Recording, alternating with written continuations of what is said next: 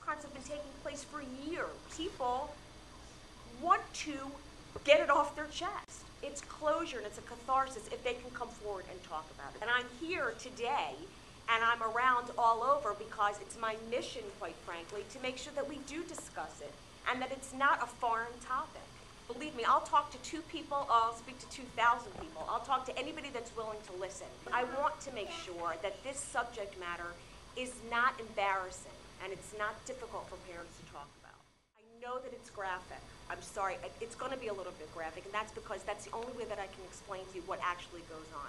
Because all of us only see the very high-profile cases on TV that I cover on television, on CNN or breaking news with a teacher having sex with a child or whatever. But we see these cases all day long, hundreds and hundreds of cases. She walked in and I moving her hips, and I said, "Wow, you're a good dancer." And then she started to really move her hips, and I thought, what? So I said, like gyrating, and I said to her, where'd you learn that? You go to ballet school? And she said, oh, Britney Spears was on TV, and she was wearing and this is what they know. I said, you learned that? She goes, yeah, the way she was moving and shaking. And we don't think that it's anything major. We're so used to seeing it. But for a kid who's impressionable, that's sexy. And that's where she learned to do it. And I'm not saying she learned to have sex that way, but these are just little things that stay in a little kid's head. That sexual movement, that sexiness at age 4, that gyrating, that shouldn't be going on. The big cases, the salacious cases, the teacher cases, the female teacher cases, the Jerry Sandusky cases, those are the big cases that make it on the air. Those are the ones that I talk about on CNN. But nobody comes in and sees the everyday cases that we deal with where it's not a teacher, so it's not high profile. It's a mother, it's a father, it's an uncle, it's a cousin. It's the neighbor. It's the person that you least expect would be involved. And that's why these types of forums and these types of discussions are so important, because parents so many times will come in and say, I never thought it. How could he ever? That's my next door neighbor. That's the person that babysits. These are the people, unfortunately, that you need to watch. But there's plenty of parents that would rather put their head in the sand and not think that it would ever happen to their kid than have the discussion. And I'm here to tell you that you need to be proactive. It's an epidemic, quite frankly, it really is, that we need to figure out a way to kind of pull it all in and figure out what we do as far as teaching kids about abuse. When I get a case on my desk, everyone's trying to figure out the psychology behind the abuse. And quite frankly, my answer is, I'm not a psychologist, I'm a prosecutor, and I'm very good at, after all this time, kind of having some intuition about certain things, but I'm not looking for the psychology behind it. When I go into a courtroom and I prosecute somebody for sexual abuse, quite frankly, it's not my place to, the defense to the case is not, oh, he was abused himself. That's not a defense in the state of Florida, that he was abused. Because everybody, quite frankly, would use that as a defense, and it's not.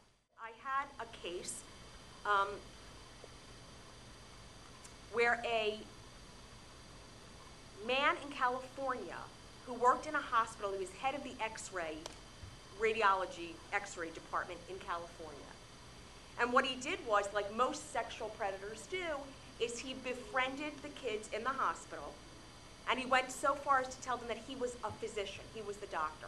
Now, if you have a little kid in a hospital and the parents aren't around and nobody else is around, and someone walks in scrubs with a name tag on, what do you think you're going to believe? Do you think that an 8-year-old kid is going to say, show me your ID? Who do you really work for? I don't really think you are a doctor. No one's going to question that. Someone of our age might be, a little more in tune to it. So he would walk in the room, he would pretend he was the doctor, and he would feel their penises and masturbate, and do horrible, horrific things. He also was very instrumental in Big Brothers. And that's another thing. That's what predators like to do. They like to associate themselves where they know there's going to be kids. I mean, it makes perfect sense. If you're a sexual predator who preys on kids, where do you think you want to be? Around any kid. In an arcade, in Big Brothers, in Boy Scouts. And I'm not defaming these organizations, but I'm telling you as a parent, as an adult, these are things that you need to watch out for. You can't kind of just put it on the side and say, oh, it's never going to happen to my kid. So anyway, I had this case, and he did it to that. So we went into the boys' room at the hospital and pretended he was a doctor.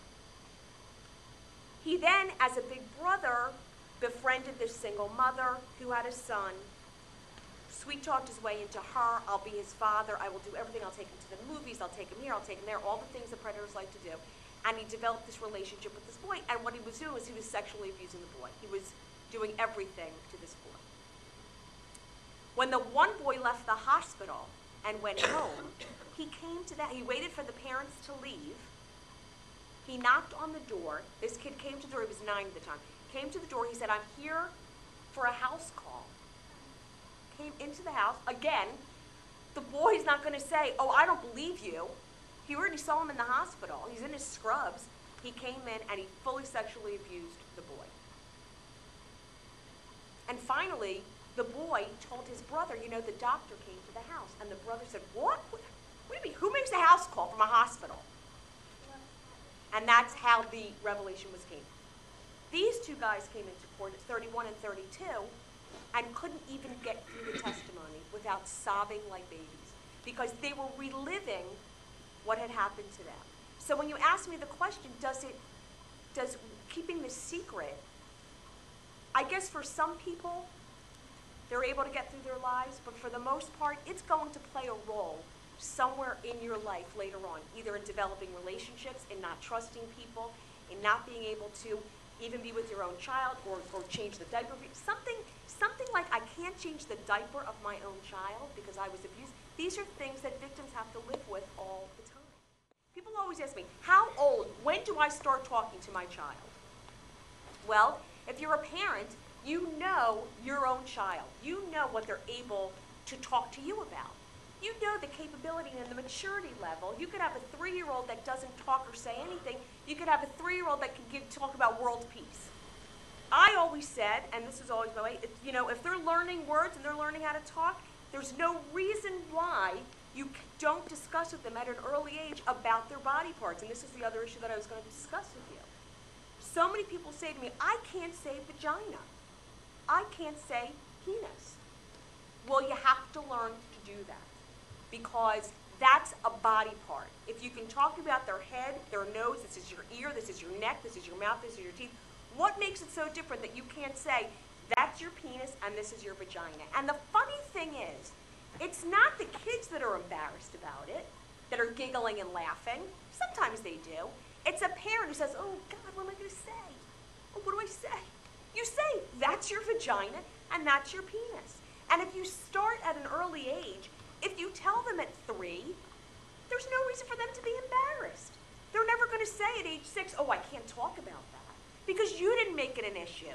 If you as the parent don't make it an issue, it's not going to be an issue for them. It's an everyday thing for them. And so I always urge parents, plenty of times people come in my office and they say, well, I gave the private part a certain name.